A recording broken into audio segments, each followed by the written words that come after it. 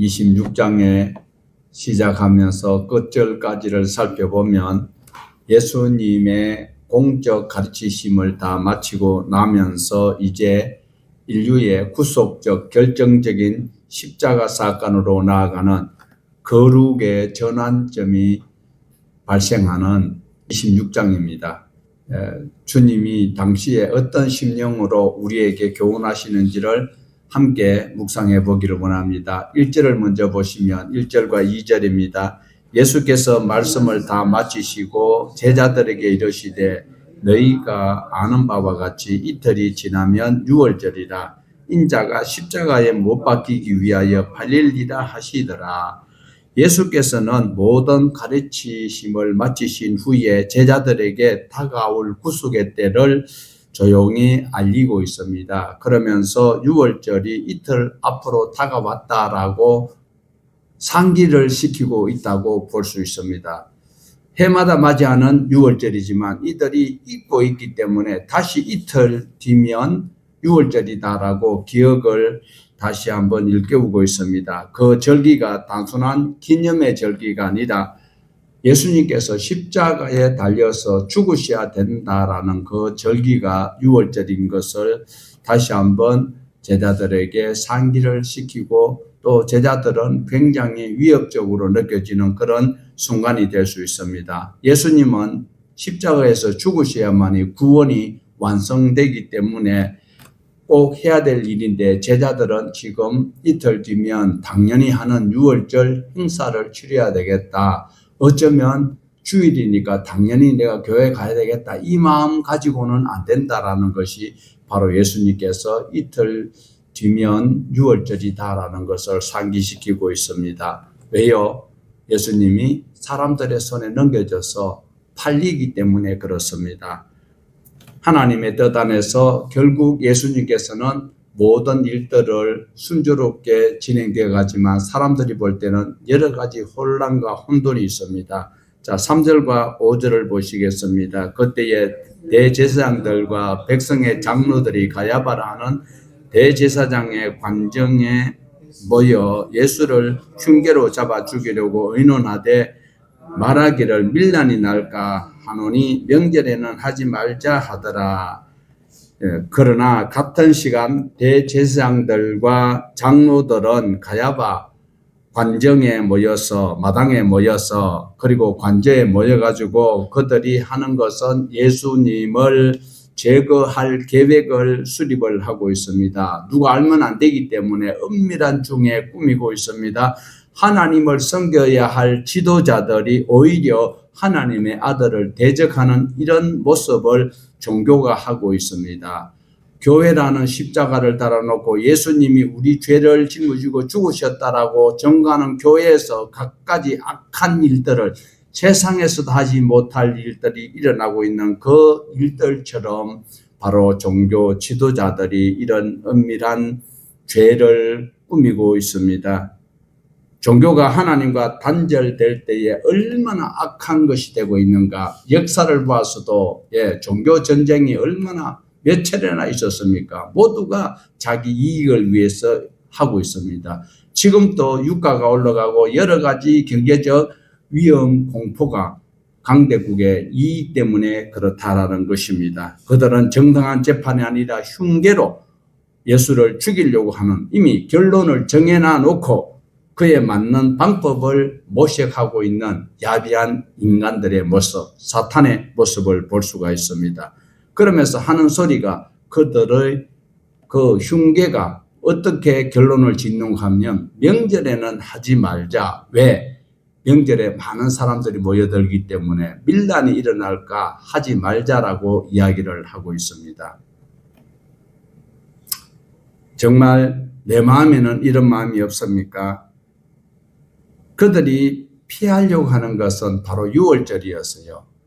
원래 유월절에 어린 양을 잡아서 죄를 속량하는 그런 절기인데 그들의 관심은 진리가 아니고 오직 자기네들의 안녕을 위해서 혹시라도 밀란이 일어나면 안 되기 때문에 계획을 바꾸고 있지만 그러나 우리 하나님께서는 그들의 계산과 그들의 두려움과 상관없이 결국 하나님의 뜻대로 하나님의 시간의 시계는 진행이 되고 있었다라는 것을 우리에게 보여주고 있습니다. 6절에서 9절입니다.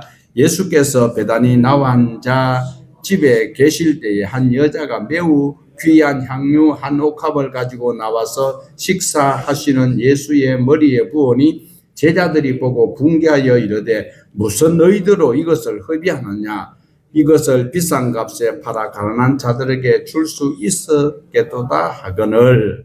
예수님께서 베다니 지역에 있는 나병 환자 시몬의 집에 있을 때에 예수님 머리에 향유 옥합을 곁들여서 붓는 한 여인이 있습니다. 그 여인은 계산을 하지 아니하고 망설이지도 아니한 채 그 향유를 예수님의 머리에 부어드립니다. 단순한 행위가 아닙니다. 자기에게 가장 소중한 그것을 깨뜨려서 사랑과 헌신의 표현으로 예수님께 드리는 이 모습이 오늘 우리가 배워야 될 모습이다라는 겁니다. 그런데 그 모습을 보았던 제자들은 그것을 허비한다라고 시비를 걸고 있습니다. 합리적이고 유익한 방법으로 얼마든지 그 돈이면 사용할 수 있는데 이렇게 이야기를 하고 있습니다. 겉으로는 가난한 자들을 생각하는 것처럼 보이지만 그들의 시선은 예수님보다 가치와 그리고 효율에 머물고 있다라는 겁니다. 오늘도 우리는 예배할 때에 예배자가 태도가 어떻게 돼야 할 것인가? 하나님이 나를 어떻게 보실까? 하나님께서 나를 사랑하시는 그 사랑의 대가를 어떻게 내가 하나님 앞에 올려드려야 할까? 가치냐, 효율이냐 따지어서는 안 된다라는 겁니다. 10절에서 13절입니다. 예수께서 하시고 그들에게 이르시되 너희가 어찌하여 이 여자를 괴롭게 하느냐? 그가 내게 좋은 일을 하였느니라. 가난한 자들은 항상 너희와 함께 있거니와 나는 항상 함께 있지 아니하리라. 이 여자가 내 몸에 이 향유를 부은 것은 내 장례를 위하여 함이라. 내가 진실로 너희에게 이르노니 온 천하에 어디서든지 이 복음이 전파되는 곳에는 이 여자가 행한 일도 말하여 그를 기억하리라 하시니라. 예수님은 그들의 마음을 이미 알고 계십니다. 그래서 오히려 그 여인을 변호를 하고 있습니다. 그가 내게 좋은 일을 하였다.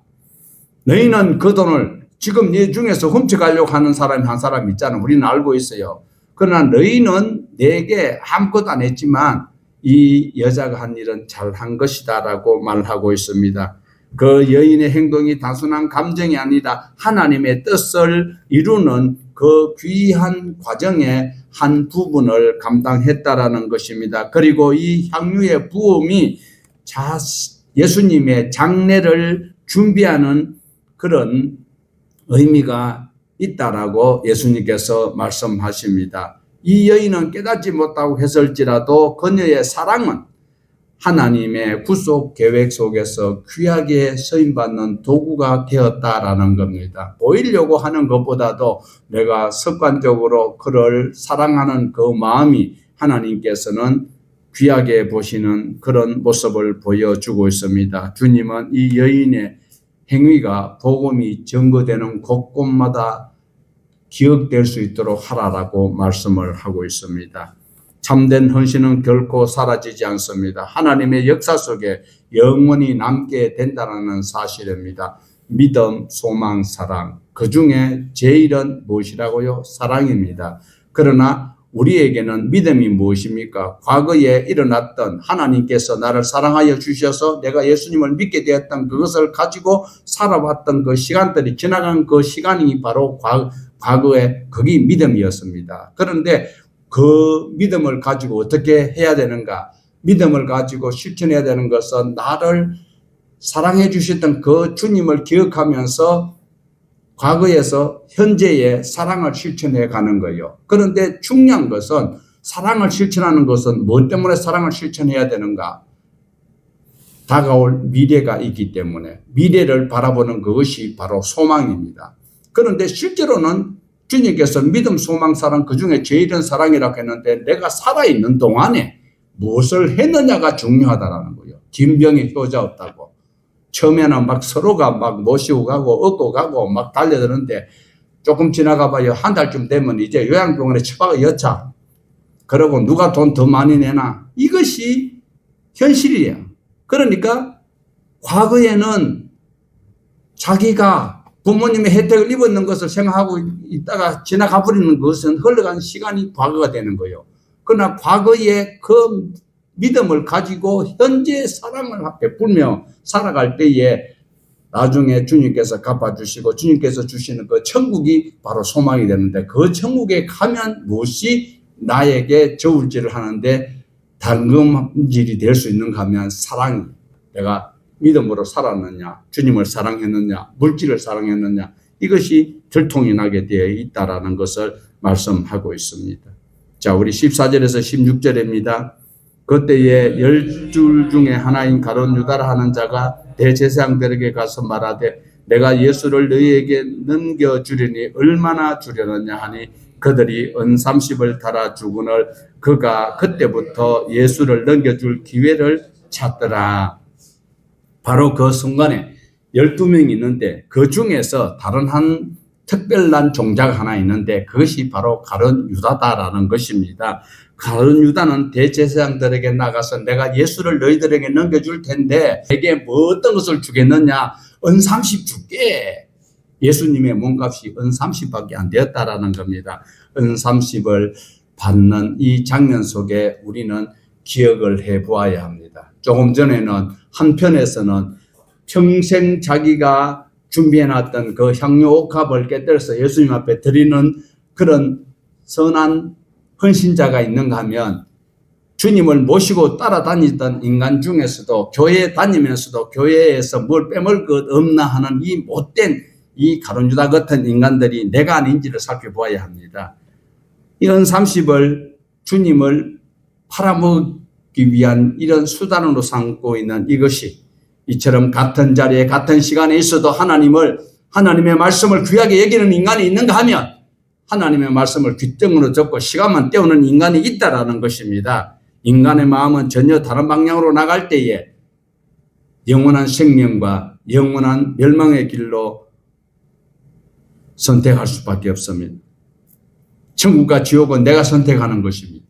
궁극적으로 하나님의 택한 백성들은 하나님의 말씀 안에 듣고 양은 목자의 음성을 듣게 되어 있습니다. 그런데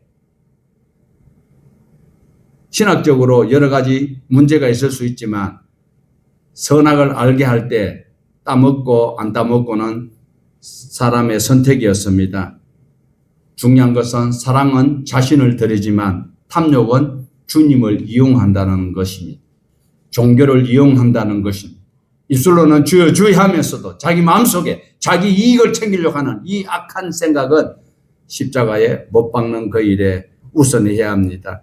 참된 헌신은 계산을 하지 아니합니다. 사랑에서 시작되는 것이 바로 믿음입니다. 이 사실을 우리는 조용히 깨달아야 합니다. 교회 오래 다닌 그 연수 가지고 우리 주님을 기쁘게 할 수 있는 것은 없습니다. 오늘 또 우리는 17절에서 19절을 다시 연결해서 보시겠습니다. 무교절 첫날 제자들이 예수께 나와 이르되 유월절 음식 잡수실 것을 우리가 어디서 준비하기를 원하시나이까? 이러시되 성한 아무에게 가서 이르되 선생님 말씀이 내 때가 가까웠으니 내 제자들과 함께 유월절에 내 집에서 지키겠다 하라 하시니 제자들이 예수께서 시키신 대로 하여 유월절을 준비하였더라.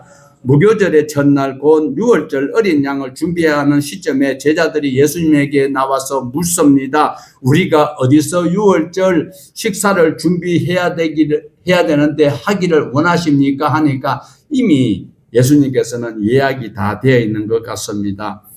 정해진 구속의 절기를 마무리하기 위한 행위를 말씀하고 있습니다. 예수님께서 성 안으로 들어가 어떤 사람에게 가서 말하라고 말씀하고 있습니다. 내 때가 카이로스입니다.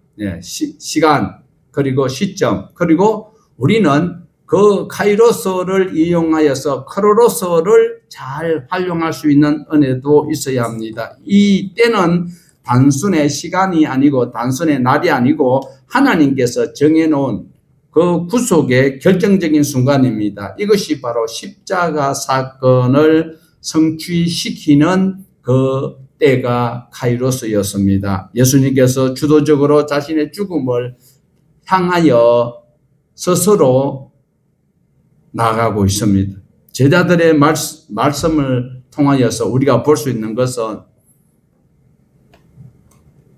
제자들이 유월절 장소를 물었을 때 우리 주님께서는 이미 준비를 해 놓으셨다. 이 소리는 주님께서 나를 위해서 십자가를 지러 가시고 십자가를 지기를 스스로 선택하셨다라는 겁니다. 순종하여서 유월절 어린 양이 되시고 있는 장면입니다. 20절에서 23절입니다. 저물 때에 예수께서 12 제자와 함께 앉으셨더니 그들이 먹을 때에 이르시되 내가 진실로 너희에게 이르노니 너희 중에 한 사람이 나를 팔리라 하시니 그들이 몹시 근심하여 각각 여짜오되 주여 나는 아니지요. 대답하여 이르시되 나와 함께 그릇에 손을 넣은 그가 나를 팔리라. 당시 식사는 이 사람들은 우리나라하고 달라요. 동방예의주의, 저도 동방인데 동방예의주의에 주름이 누워서 저렇게 먹고 있어요. 이 식탁 교제를 통하여서 우리 주님께서는 굉장히 많은 자비를 베풀어 주셨습니다. 기진에 있던 그들에게 그 5,000명에게 떡 5개와 물고기 2마리로 이것도 식탁 교제예요. 그러면서 말씀을 하시는 우리 주님이었습니다. 그런데 중요한 것은 내가 너희에게 이르노니 너희 중에 한 사람이 나를 팔리로다 이렇게 이야기를 하고 있을 때 그들이 깜짝 놀라지요. 주여 나는 아니지요. 모두 다 주여 나는 아니지요 하고 있습니다. 여러분 분명히 22절을 잘 기억해 놓으세요. 좀 있으면 다른 구절과 비교가 될 수 있기 때문에 22절을 잘 기억을 해 놓아야 합니다. 이때 예수님께서 나와 함께 그릇에 손을 담그고 있고 함께 손을 대고 있는 그다 하는데도 그는 양심에 전혀 끄리낌이 없습니다. 가장 가까운 친밀한 관계 속에서 배신이 일어날 수 있다는 것 꼭 기억을 하여야 합니다. 예수님이 말씀하신 적이 있잖아요. 원수는 어디에 있다가 내 집안에 있다. 예, 내 집안에 있습니다. 자, 22절 잘 기억해 놓으시고, 자, 24절에서 25절입니다. 인자는 자기에 대하여 기록된 대로 가거니와 인자를 파는 그 사람에게는 화가 있으리로다. 그 사람은 차라리 태어나지 아니하였더라면 제게 좋을 뻔하였느니라. 예수를 파는 유다가 대답하되 랍비여 나는 아니지요. 대답하되 네가 말하였다 하시니라. 22절하고 25절하고 어떻게 차이가 납니까? 22절에서는 제자들이 너희 중에 나를 팔 자가 있다 하니까 주여 나는 아니지요 하였습니다. 여기서 주여 퀴리오스는 주권이 바로 주님은 나의 삶의 주인이십니다. 나의 주인이시다라는 것이 바로 퀴리오스예요. 그런데 여기서 가룟 유다라는 인간은 하는 소리가 랍비여, 랍비는 바로 지식의 스승 정도를 말하고 있습니다.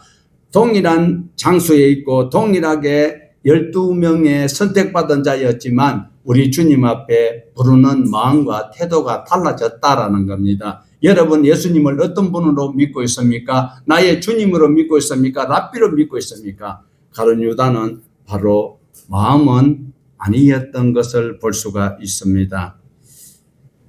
주여 아닌 랍비로 가룟 유다는 부르고 있는데 주님과의 관계가 깊이 드러내 보여지고 있습니다. 이때 예수님께서 하신 말씀은 네가 말하였다라고 응답하십니다. 이 사실상 확정을 지을 때 이때만 해도 무릎을 꿇어야 할 것입니다. 자, 26절에서 30절입니다. 그들이 먹을 때에 예수께서 떡을 가지사 축복하시고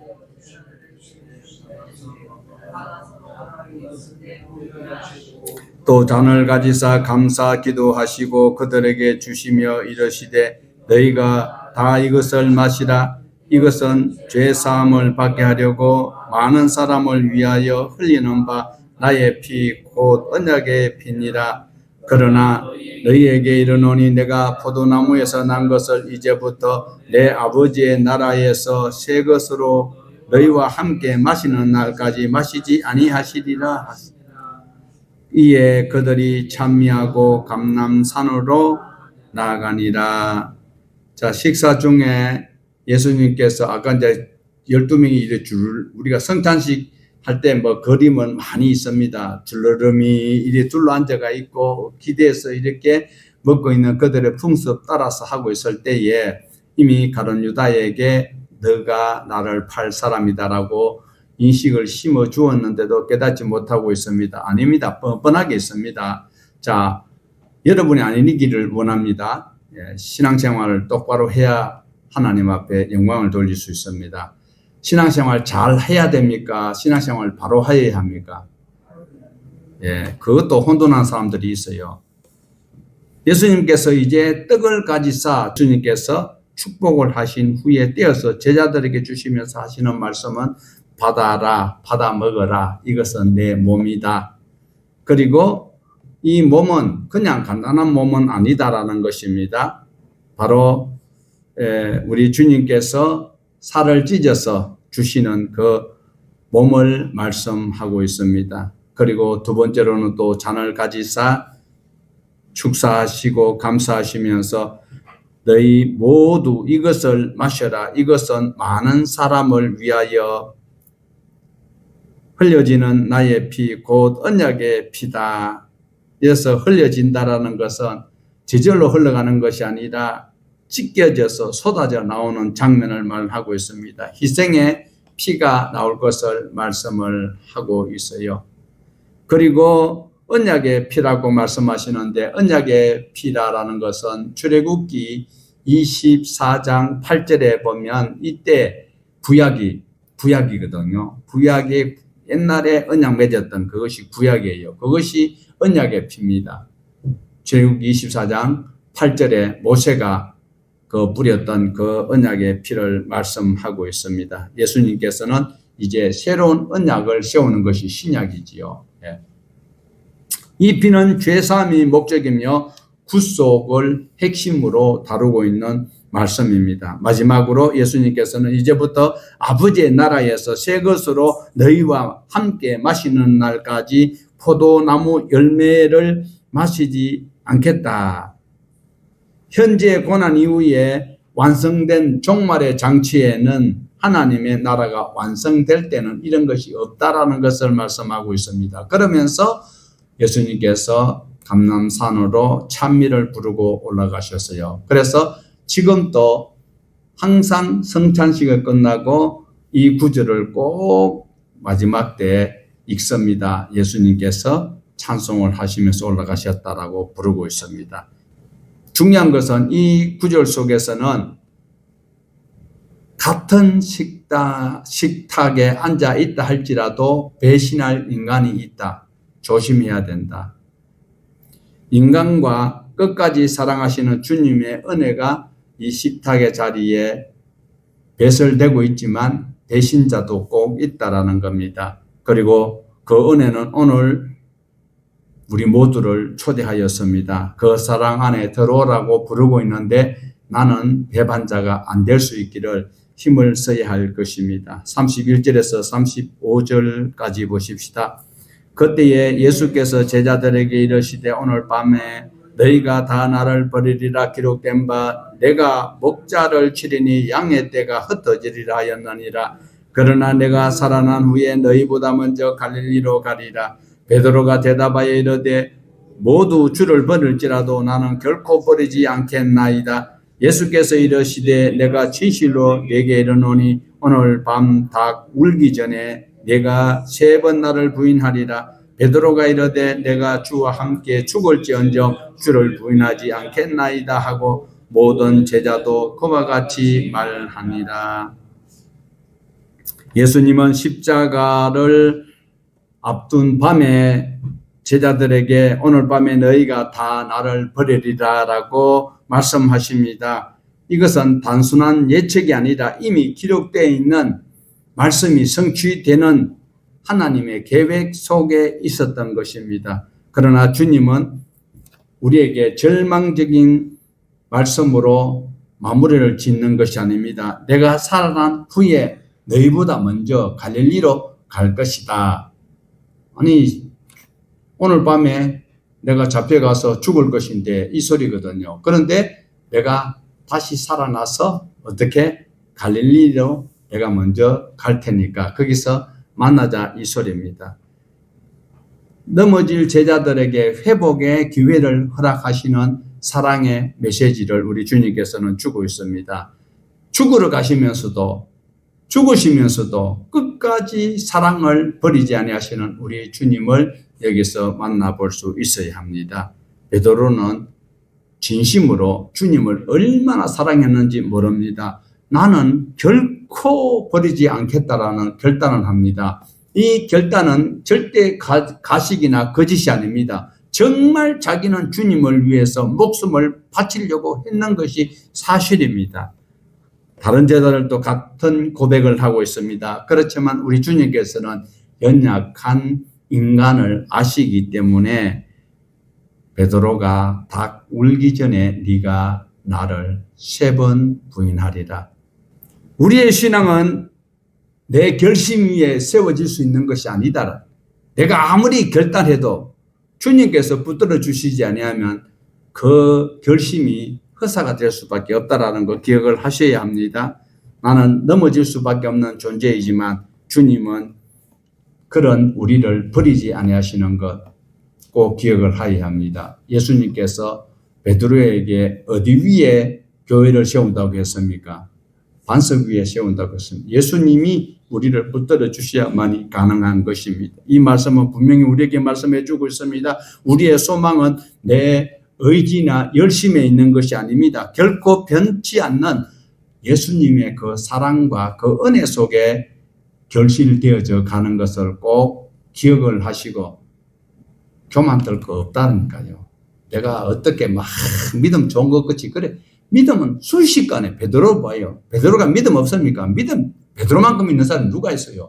물 위로 막 뛰어가는 사람이요. 그런데도 넘어지는 장면을 우리 주님께서는 이미 알고 계십니다. 주님을 의지하셔야만이 그 신앙도 유지가 됩니다. 내 혼자 결심이 무용지물이 될 수 있습니다. 36절에서 38절입니다. 이에 예수께서 제자들과 함께 게세마네라 하는 곳에 이르러 제자들에게 이르시되 내가 저기 가서 기도할 동안에 너희는 여기 앉아 있으라 하고 베드로와 세베대의 두 아들을 데리고 가실새에 고민하고 슬퍼하사 이에 말씀하시되 내 마음이 매우 고민하여 죽게 되었으니 너희는 여기 머물라 나와 함께 깨어 있으라 하시고. 참 잘 안 되지요. 예수님께서는 기왕에 시간이 다가오니까 진행되어져가는 그 스케줄 속에 제자들과 함께 게세마네 동산에 이르게 되었습니다.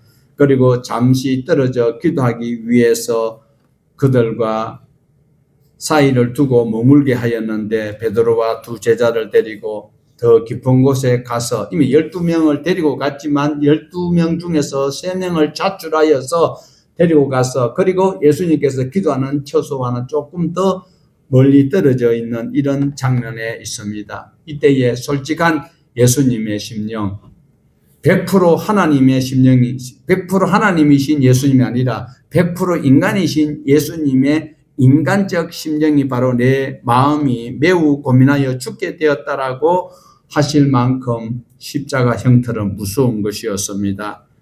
깊은 슬픔과 압박 가운데 계셨던 인간 예수님을 볼 수가 있습니다. 이는 십자가를 앞둔 육체적 고통뿐만 아니라 죄를 짊어져야 될 영적 그 무게가 너무 무겁게 크게 느껴졌다라는 것입니다. 39절에서 41절입니다. 조금 나아가사 얼굴을 땅에 대시고 엎드려 기도하여 이르시되 내 아버지여 만일 할만하시거든 이 잔을 내게서 지나가게 하옵소서. 그러나 나의 원대로 마옵시고 아버지의 원대로 하옵소서 하시고 제자들에게 오사 그 자는 것을 보시고 베드로에게 말씀하시되 너희가 나와 함께 1시간도 이렇게 깨어 있을 수 없더냐.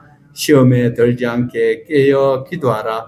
마음에는 원이로되 육신이 약하도다 하시고 예수님이 이제 홀로 기도하시다가 얼마나 간곡하게 했으면 마음이 무거워서 얼굴을 땅에 대고 기도하셨던 주님입니다. 그러면서 이 잔이 내게서 지나가게 하옵소서. 정말 우리 주님의 인간적 그 면모를 소상하게 나타내고 있습니다. 인간으로서 느끼는 고통은 있지만은 그러나 곧이어서 우리 주님께서 하시는 말씀은 나의 원대로 마옵시고 아버지 원대로 하옵소서 고백하고 있습니다. 자신의 뜻을 온전히 내려놓고 하나님의 뜻을 순종으로 마무리하는 이 장면을 우리에게 보여줍니다. 이것이 바로 구원을 이루는 순종의 순간을 우리에게 확인시켜주고 있습니다. 이 길은 순종의 길입니다. 믿음은 아무리 좋다고 할지라도 행위가 없고 또한 순종하지 아니하면 무용지물이 될 수밖에 없습니다. 주님은 이렇게 고민 속에 갈등 속에 하나님 앞에 이제 모든 걸 내려놓고 순종의 그 길로 가려고 결단을 하고 돌아오니까 제자들은 자고 있습니다. 1시간 또 못 깨어 있겠더냐? 시험에 들지 않게 깨어 기도하라. 주님께서는 시험에 들지 아니하려면 어떻게 해요? 깨어서 기도를 해라. 이렇게 경고를 하고 있습니다. 마음은 원이지만 육신이 약한 인간을 드러내면서 영적 싸움에서는 기도의 중요성인데 졸면서 시간만 길게 한다고 말을 많이 한다고 중요한 것이 아니고 깨어 있으면 필요를 주님 앞에 요청하게 된다라는 거예요.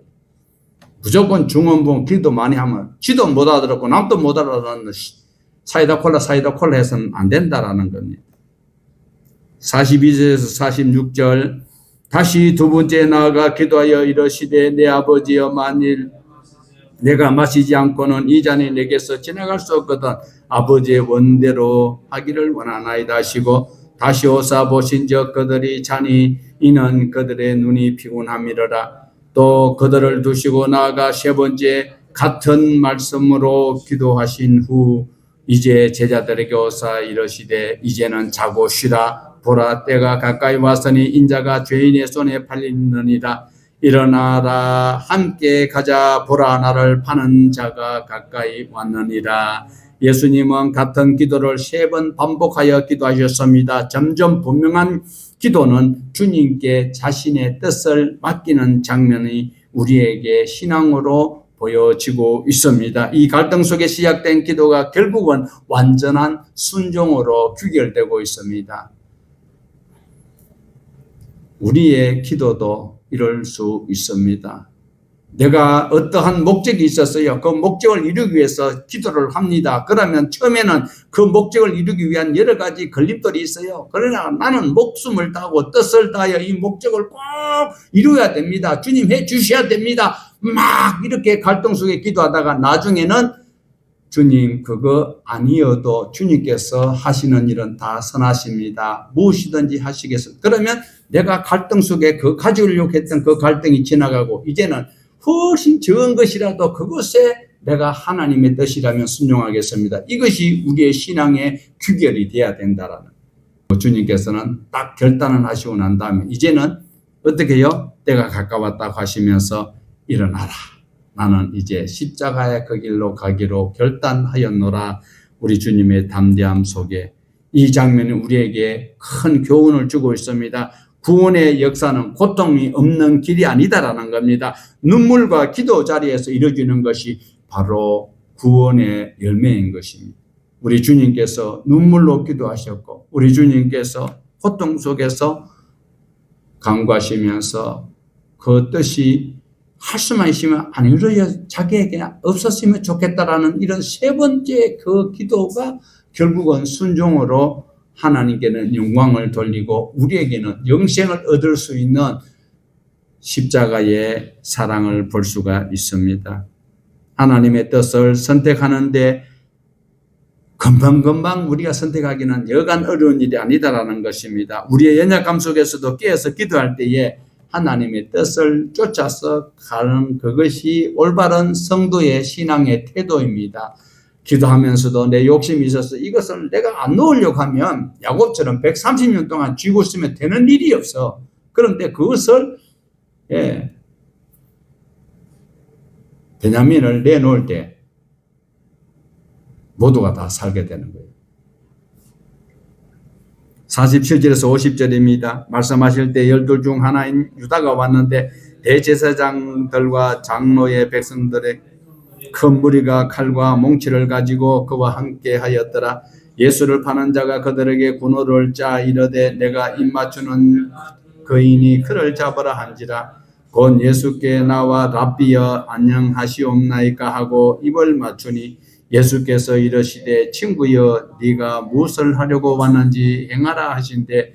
이에 그들이 나와 예수께 손을 대어 잡는지라. 예수님께서 아직 말씀을 하고 있는 그때에 12 중 한 사람 가롯 유다가 이제 많은 무리를 대동하고 등장하고 있습니다. 그들은 누군지 아시지요? 대제사장들과 장로들이 보낸 이 사람들이 칼과 몽둥이를 들고 몽치를 들고 왔습니다. 사랑의 제자였는데 어둠의 앞잡이가 되어서 스승을 죽음의 자리로 넘기는 이 현장을 우리는 볼 수 있습니다. 약속한 대로 분호를 짜서 내가 입 맞추는 그가 예수니까 잡아라. 다 비슷비슷하잖아요. 12명이 이래 있는데 그 중에서 예수가 누군지 이 사람들은 몰라. 그런데 내가 입 맞추는 그 사람이 예수니까 잡아서 가자. 참 기발한 아이디어입니다. 중요한 것은 가룟 유다는 랍비여 안녕하시옵나이까 입을 맞추지만 사랑과 존경해야 될 그 어른에게 이렇게 몹쓸 군호를 짜 있을 때에 우리 예수님께서는 어떻게 말씀하셨습니까? 친구여라고 부르고 계시는 우리 주님 끝까지 그를 향하여서 관계의 끈을 놓지 아니하고 있습니다. 주님은 모든 상황을 아시면서도 담당하게 그의 손길을 수용하는 장면입니다. 51절에서 54절입니다. 예수와 함께 있던 자 중 하나가 손을 펴 칼을 빼어 대제사장 종 쳐 그 귀를 떨어뜨리니 이에 예수께서 이르시되 내 칼을 도로 칼집에 꽂으라. 칼을 가지는 자는 다 칼로 망하느니라. 너는 내가 내 아버지께 구하여 지금 12군단 더 되는 천사를 보내게 하실 수 없는 줄로 아느냐. 내가 만일 그렇게 하면 이 일이 있으리라 한 성경이 어떻게 이루게. 이때에 함께 있던 자 중 하나가 칼을 들어 저항하는 대제사장 종을 쳤습니다. 요한복음에 보면 저 귀를 쥐고 있는 저 인간이 바로 말고예요. 말고.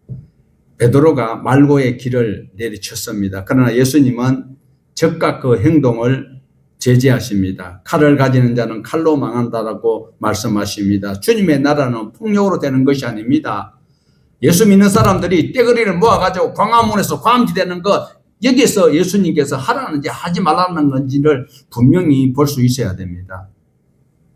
주님의 나라는 폭력으로 이루어지는 나라가 아니고 하나님의 뜻은 인간적인 힘과 방법으로 결코 성립되지 않는다라고 알려주고 있습니다. 예수님께서 원하시면 수많은 천군 천사를 더 동원할 수도 있는데 그리 안 하시겠다. 만약에 그렇게 내가 천군 천사를 동원하여 아니지요. 예수님께서 예수님의 신적 능력으로 아니 여러분 손오공 다 봤잖아요. 그 원숭이 새끼도 그 털 뽑아가 훅 불어보니까 원숭이가 수백 마리 나오는데 천지를 말씀으로 창조하신 창조주께서 대제사장과 말고하고 돼지고하고 다 왔는데 저거 못 없앨 수 있어요? 그렇지만 우리 주님께서 그렇게 해버리면 성경에서 말씀하신 것을 어떻게 이룰 수 있겠느냐? 그러면 우리 주님께서는 무단히 여기에 있는 것이 아니다.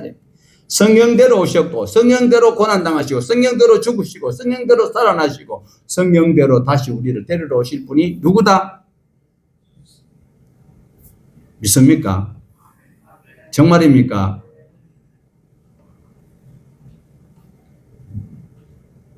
(55절에서 57절입니다) 그때에 예수께서 무리에게 말씀하시되 너희가 강도 잡는 것 같이 칼과 몽치를 가지고 나를 잡으러 나왔느냐? 내가 날마다 성전에 앉아 가르쳤으되 너희가 나를 잡지 아니하였도다. 그러나 이렇게 된 것은 다 선지자들의 글을 이루려 함이라 하시더라. 이에 제자들이 다 예수를 버리고 도망하니라. 예수를 잡은 자들이 그를 끌고 대제사장 가야바에게 가니 거기 서기관과 장로들이 모여 있더라. 예수님은 무리를 향해서 내가 늘 성전에서 가르치고 있을 때는 나를 잡지 않더만은 지금은 왜 강도를 잡는 것처럼 이렇게 몽둥이를 들고 칼을 들고 나를 체포하려고 하느냐라고 말씀하고 있습니다.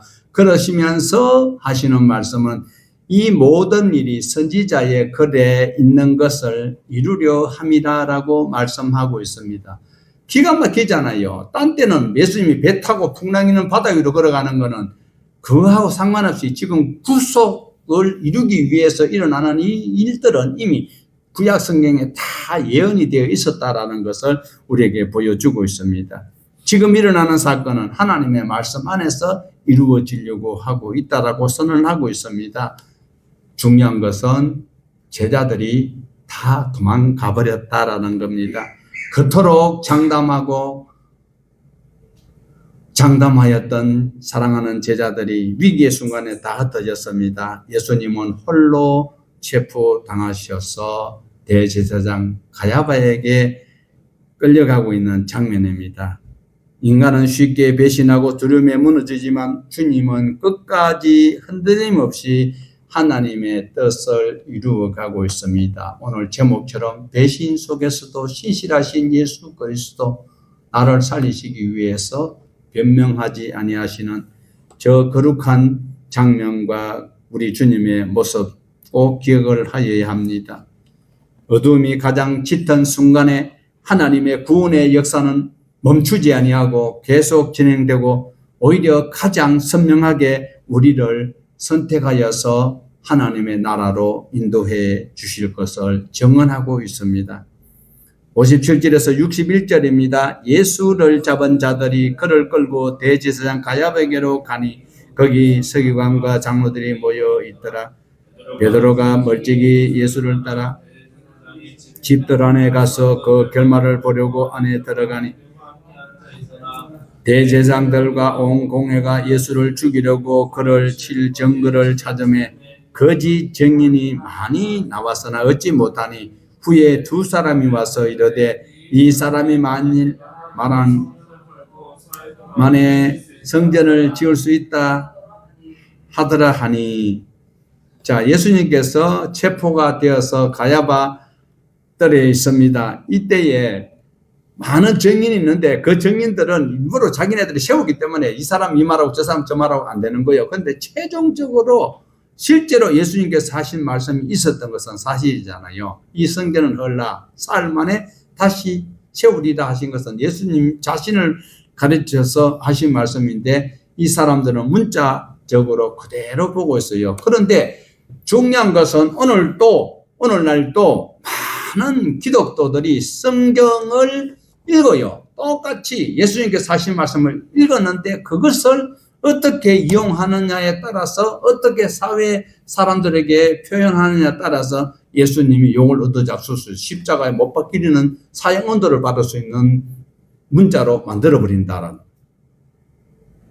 그런데 두 사람을 증인을 세워야 되는 그 유대 법이에요. 그러니까 두 사람이 저 사람이 성전을 헐라 자기가 사흘 만에 세우려고 했다. 이 소리 나 분명히 들었다. 문자적으로 그들이 왜곡하여서 예수님을 고발하고 있습니다. 그들의 증거는 진리를 밝히기 위한 것이 아니고 이미 정해진 예수를 죽이기로 결의한 것을 이루기 위해서 짜맞추기로. 62절에서 64절 대제사장이 일어서서 예수께 묻되 아무 대답도 없느냐. 이 사람들이 너를 치는 증거가 어떠하냐 하되 예수께서 침묵하시거늘 대제사장이 이르되 내가 너로 살아계신 하나님께 맹세하게 하노니 네가 하나님의 아들 그리스도인지 우리에게 말하라. 예수께서 이르시되 내가 말하였느니라. 그러나 내가 너희에게 이르노니 이후에 인자가 권능의 우편에 앉아 있는 것과 하늘 구름을 타고 오는 것을 너희가 보리라 하시니, 이때에 제제사장이 예수님에게 묻고 있습니다. 왜 아무 대답이 없나? 예수님은 침묵하십니다. 그 침묵이 예수님이 무기력함이나 또 아무 용맹 없는 자가 아니라 바로 모든 것을 아시는 분의 의도적인 침묵이었습니다. 고난받는 종의 모습, 하나님의 뜻에 순종하시는 거룩한 침묵이 이들은 예수님께서 할 말이 없어서 아무 말 못하는 것으로 여기고 있습니다. 결국 대제사장은 마지막으로 결정한 질문을 던지는 것이 내가 하나님 아들 그리스도냐? 예수님께서는 이때 대답하십니다. 네가 말하였느니라. 그 대답하시면서 인자가 권능의 우편에 앉아 하늘 구름을 타고 올 때 그때는 네가 보게 될 것이다. 이 말씀은 예수님의 참된 정체성을 말씀하고 있습니다.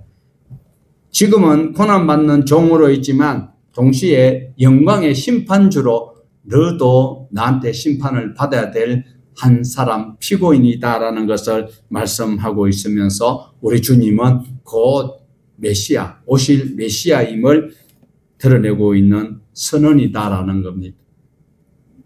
65절에서 68절 이에 대제사장이 자기 옷을 찢으며 이르되 네가 신성 모독하는 말을 하였으니 어찌 더 증인을 요구하리요. 보라 너희가 지금 이 신성 모독하는 말을 들었도다. 너희 생각은 어떠하냐 대답하되 이르되 그는 사형에 해당한다 하고 이에 예수의 얼굴에 침을 뱉으며 주먹으로 치고 어떤 사람은 손바닥으로 때리며 이르되 그리스도야 우리에게 선지자 노릇하라. 너를 치는 자가 누구냐 하더라. 고약한 사람. 예수님은 옳은 말씀을 하셨는데 신성 모독으로 옛날 성경에 보면 참남하다 이라는데 신성 모독으로 규정하고 사형 받아야 될 사람이라고 단정을 짓고 있습니다. 사람들은 예수님의 얼굴에 침을 뱉고 주먹으로 치고 조롱하면서 누가 때리는지 맞춰봐라 메롱 이러고 있습니다.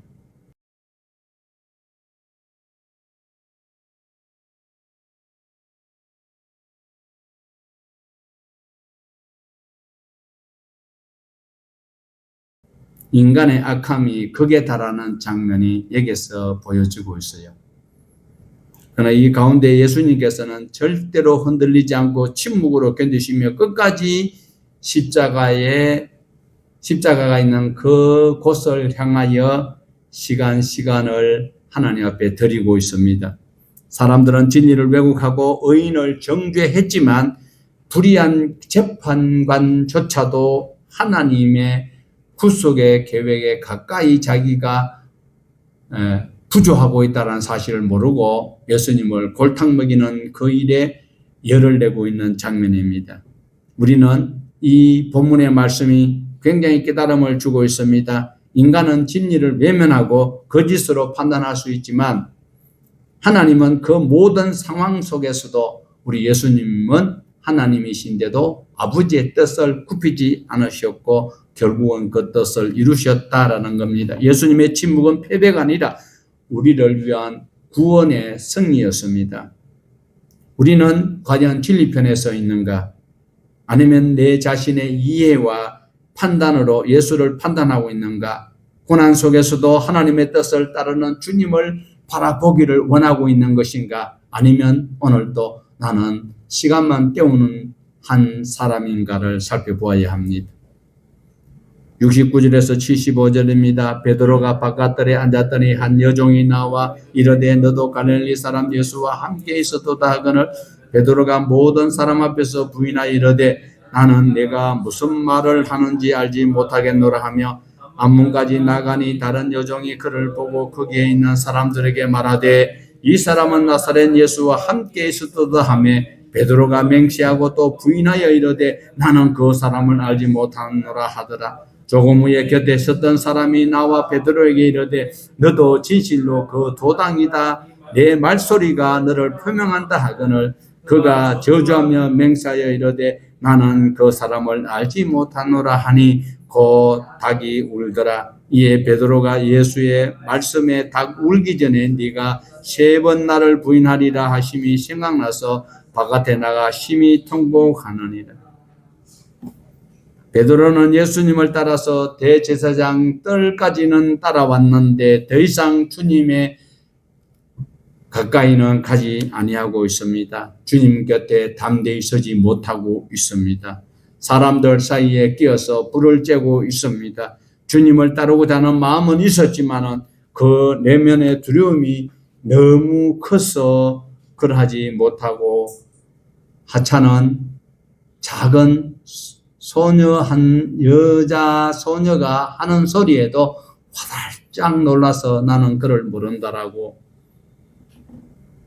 베드로는 즉시 나는 무슨 말을 하는지 못 알아듣겠다라고 이렇게 능청을 떨고 있습니다. 처음에는 가벼운 부인이었지만 그 마음은 자꾸 갈수록 더 흔들리고 있습니다. 그리고 다시 그 여자가 없는 장소로 옮겨갔는데 또 다른 여자애가 와가지고 이 사람도 예수와 함께 다니고 내가 봤다 이렇게 이야기를 했을 때 다른 사람의 목격자의 그 소리를 그리고 자기는 모른다라고 맹세를 하고 있습니다. 이때까지만 해도 그렇게 괘씸죄는 안 걸리는데 마침 주변 사람들이 야, 네 말하는 사투리가 뽀록 났잖아 이렇게 이야기하니까 이때에 베드로의 부인은 크게 달합니다. 예수님을 저주까지 해버렸어요. 그때의 그 순간 저주하는 순간에 닭이 꼭지요 하고 울고 있습니다. 예수님의 말씀이 그 마음에 선명하게 떠오를 때에 베드로는 그야말로 중요한 것은 닭이 울었어요. 닭 우는 것이 베드로의 마음을 울렸을까요? 아니면 예수님의 말씀이 생각나서 울었을까요? 오늘도 우리는 환경에 찌들려서 울고 불고 하지 말고 주님의 말씀이 생각나면 여러분 레위기에 보면 5대 제사가 있는데 무조건 제사를 하나님이 드리라고 한 적 없어요.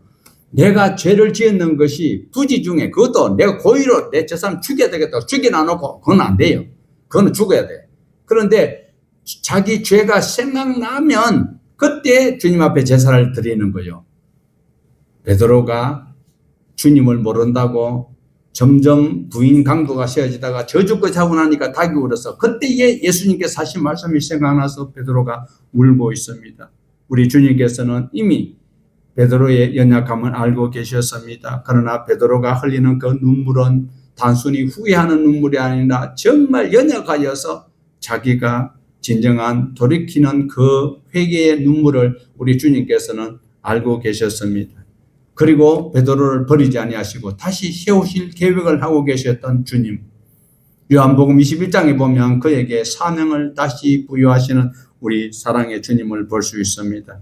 우리의 연약함 속에서도 역사하시는 하나님의 은혜는 오늘도 계속 유지되고 있습니다. 결국 베드로의 그 눈물은 절망이 아니라 회복할 수 있는 기회의 단비 같은 주님의 긍휼이었다라는 사실입니다. 오늘도 저와 여러분이 내 연약함, 내 부족함, 주님의 은혜가 아니고는 살 수 없습니다 하고 흘리는 그 눈물은 바로 은혜의 시작의 눈물이 될 수 있지만 원망과 탄식으로 눈물을 흘린다면 가룟 유다의 그 길을 선택하는 자와 같이 울며 가슴을 칠 때가 있다는 사실을 기억하시면서 주님을 꼭 붙드시고 십자가의 그 길을 갈 수 있는 우리 모두 되시기를 주님의 이름으로 축복합니다. 하나님 아버지, 우리 입술로는 주여 주여 하면서도 나는 주님 앞에 거룩한 신앙인인 척 하면서도